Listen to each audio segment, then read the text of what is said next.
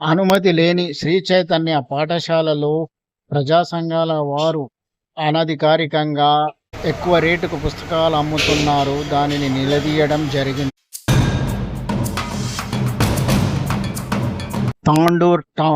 తాండూరులో శ్రీ చైతన్య పాఠశాల లీలలు దొంగ పుస్తకాలు అమ్ముతున్నందుకు గాను ప్రజా సంఘాల వారు వారిని నిలదీయడం జరిగింది. అలాగే స్థానిక ఎంఈఓ గారికి ఫిర్యాదు చేయగా ఎంఈఓ గారు అక్కడికి వెళ్ళి అంతా పరిశీలన చేశారు.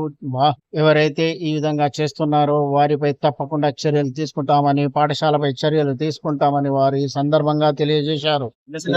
స్కూల్ జరిగింది. ఇప్పటికే మన స్థానిక ఎంఈఓ గారు వచ్చేసి ఆ యొక్క స్కూల్ శ్రీచక్ర స్కూల్ సంబంధించిన ఆఫీస్ జరిగింది.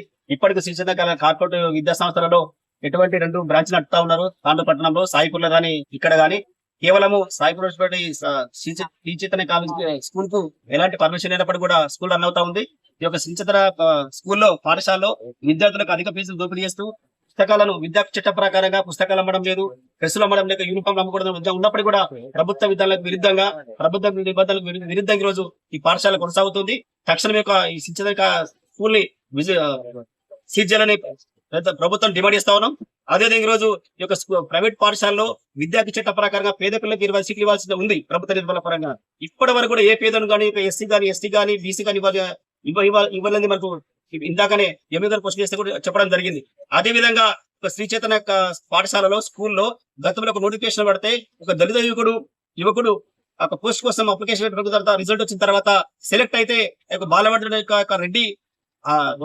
రెడ్డి ఒక యువకుడు ఎస్ఏ తెలిసినప్పుడు కూడా ఒక వేకేస్ రద్దు చేసి ఇతరులు ఇవ్వడం జరిగింది. ఎందుకంటే ఈ శ్రీ చైతన్య కళాశాలలో మనువాదం గానీ మతన్వాదం గానీ కులవిక్ష పాటిస్తా ఉన్నారు. తక్షణమే ఆ బాలవర్ధన్ రెడ్డి పైన ఎస్ఎస్టీ కేసు నమోదు చేసి ప్రభుత్వం నిబంధిస్తాం. లేని పక్షంలో కేవీపీఎస్ ప్రజా సంఘాల ఆధ్వర్యంలో డిఎఫ్స్ మీద పెద్ద ఎత్తున ఆందోళన ఇస్తామని ప్రభుత్వాన్ని హెచ్చరిస్తా ఉన్నాం. 3,750 రూపాయలు 6,500 కొట్టించుకున్నాడు వాళ్ళు ఇచ్చిన లెక్క ప్రకారం. డిస్కౌంట్ లేదు, మళ్ళీ అదనంగా పేరెంట్స్ కి వెళ్ళి ఇట్లా 600 సెట్లు వీళ్ళు అమ్ముకున్నారు. విద్యార్థి చట్ట ప్రకారం ఉచిత సీట్ ఇవ్వాలి.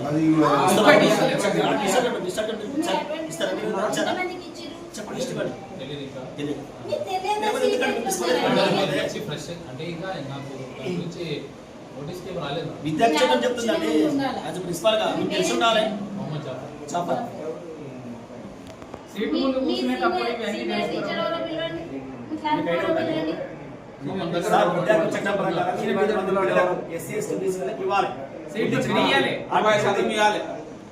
ఎంఆర్పీ రేట్ల కొద్దిగా డిస్కౌంట్ చేసి ఇవ్వాలి, అదనపు తీసుకుంటుండ్రు. ఇంకా ఫ్రీ సీట్ ఇవ్వాలి, అది విద్యార్థి చట్టంలో ఉన్నది. ఒక్కటి అమలు చేయాలి మేడం అన్నట్టు. గవర్నమెంట్ డస్ట్బిన్ చేస్తారు, వాళ్ళ అయితే పేమెంట్ చేసుకుంటారు. ఫ్రీ సీట్ ఇస్తారు మీరు. తాండూరులోనే బుక్కులు ఉన్నాయి, ఈవినింగ్ డెలివరీ చేస్తారు, మార్నింగ్ పూట బిల్లు రిసీవ్ చేస్తారు. పేరెంట్స్ ఏం చేస్తున్నారు?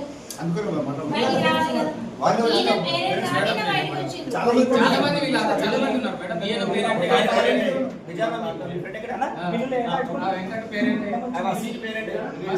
ఆయన పేరెంట్ ఆయన పెద్ద విలేకరు సార్ మాకు